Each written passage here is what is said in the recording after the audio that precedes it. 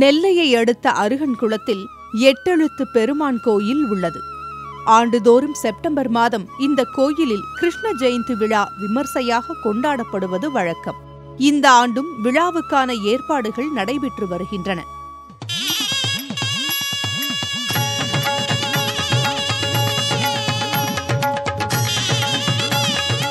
அப்போது பக்தர்களுக்கு பிரசாதமாக வழங்க 10,000 மண் கலசங்கள், 800 பெரிய மண்பாண்டங்கள், அழகிய வண்ணங்களில் ஓவியங்கள் தீட்டப்பட்டு தயாரிக்கப்பட்டு வருகின்றன.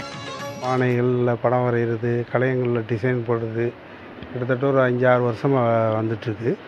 தொடர்ந்து வருஷத்துக்கு வருஷம் பானைகள் கூடுதலாக படம் வரைஞ்சிட்ருக்கோம்.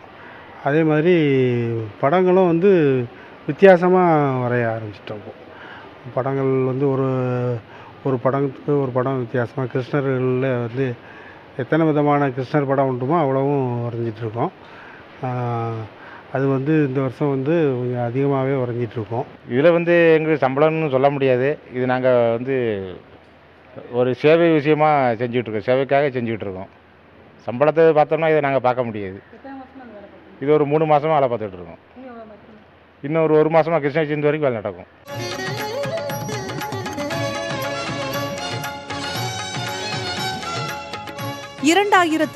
ஆண்டு முதல் இதுபோன்ற மண் கலயங்களில் பிரசாதம் வழங்கப்படுவதாகவும், மதுராவுக்கு அடுத்தபடியாக இங்குதான் மண்பானையில் பிரசாதம் வழங்கப்படுவதாகவும் கூறுகிறார்கள் கோயில் ஊழியர்கள்.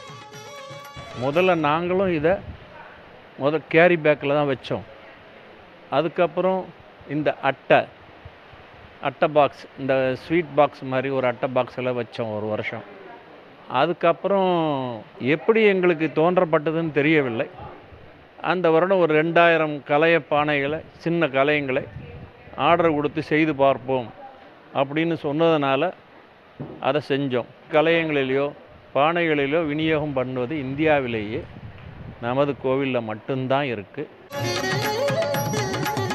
அழகிய மண்பாண்டங்கள் வண்ணம் தீட்டப்பட்டு அவற்றில் மனதை கொள்ளை கொள்ளும் ஓவியங்கள் வரையப்படுவது பக்தர்களுக்கு மகிழ்ச்சி அளிப்பதோடு சுற்றுச்சூழலுக்கும் மாசு ஏற்படுத்தாத வகையில் இருப்பதாக கூறும் ஓவிய கலைஞர்கள் தங்களுக்கும் இச்சமயத்தில் வேலைவாய்ப்பு கிடைப்பதாக நெகிழ்கிறார்கள்.